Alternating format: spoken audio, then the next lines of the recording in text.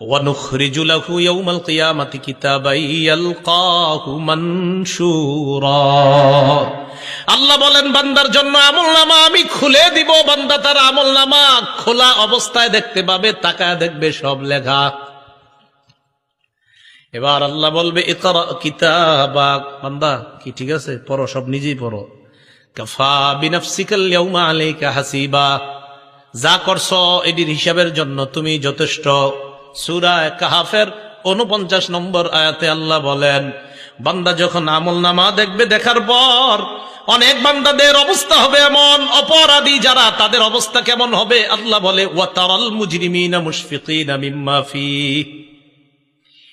নবী আপনি তাকায় দেখবেন অপরাধীরা তাদের আমলনামাটার দিকে তাকায় ভয় পাইতেছে, ভয়ে থরথর করে কাঁপবে আর বলবে মালি হাদাল কিতাব লা ইউগাদিরু সগীরাতান ওয়ালা কাবীরাতান ইল্লা